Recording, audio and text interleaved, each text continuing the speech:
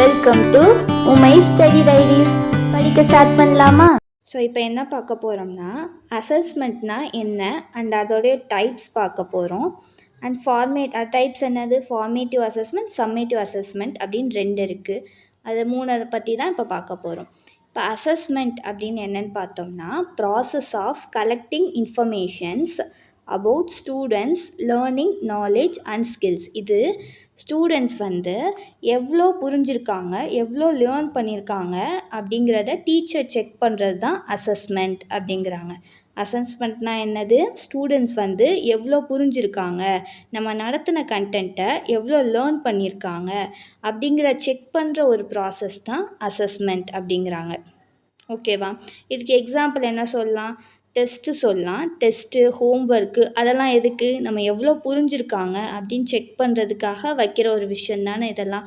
So students நம்ம நடத்துனதை எவ்வளோ புரிஞ்சிருக்காங்க அப்படிங்கிறத செக் பண்ணுறதுக்காக வைக்கிறது தான் அசஸ்மெண்ட். ஸ்டூடெண்ட்ஸ் லேர்னிங்கை எவால்வேட் பண்ணுற ஒரு ப்ராசஸ் தான் அசஸ்மெண்ட் அப்படிங்கிறாங்க.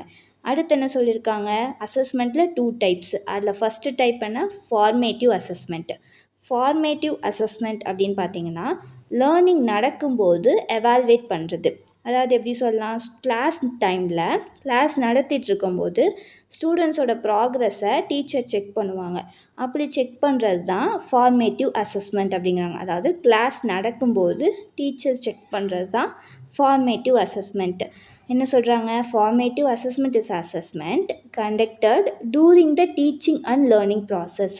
லேர்னிங் நடக்கும்போது ஒரு டீச்சர் அந்த ஸ்டூடெண்ட்ஸ் எவ்வளோ புரிஞ்சிருக்கான் அப்படின்னு செக் பண்ணுறது தான் ஃபார்மேட்டிவ் அசஸ்மெண்ட் அப்படிங்கிறாங்க. இதுக்கு எக்ஸாம்பிள்ஸ் என்னென்ன சொல்லலாம்?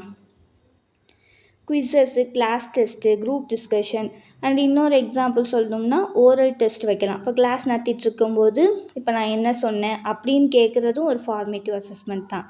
ஸோ அதை லிங்க் பண்ணி ஏதாவது கொஷின் கேட்குறதும் ஃபார்மேட்டிவ் அசஸ்மெண்ட் தான். ஸோ சிம்பிளாக ஃபார்மேட்டிவ் அசஸ்மெண்ட் அப்படின்னா லேர்னிங் நடக்கும்போது எவால்வேட் பண்ணுறது. கிளாஸ் நடந்துகிட்ருக்க டைமில் ஸ்டூடெண்ட்ஸ் எவ்வளோ புரிஞ்சிருக்காங்க அப்படிங்கிறத டீச்சர் செக் பண்ணுறது தான் இந்த ஃபார்மேட்டிவ் அசஸ்மெண்ட்.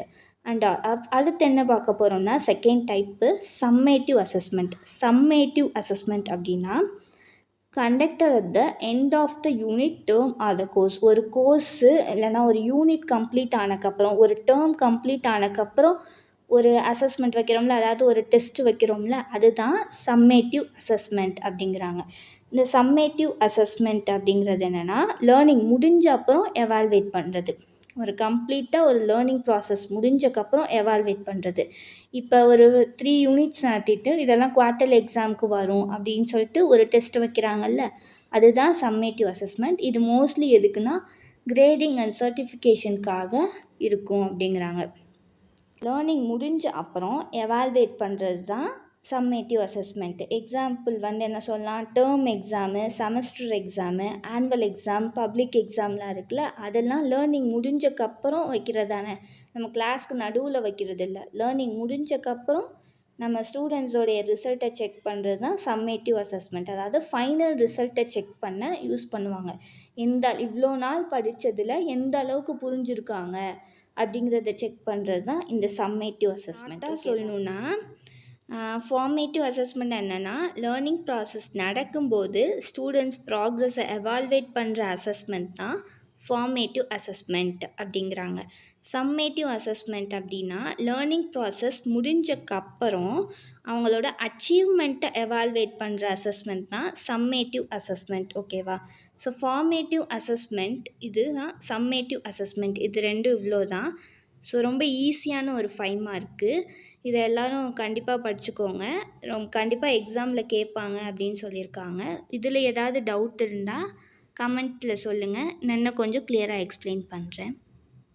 இந்த மாதிரி இன்னும் நிறையா வீடியோஸ் வேணும்னா மறக்காமல் சப்ஸ்கிரைப் பண்ணி வச்சுக்கோங்க.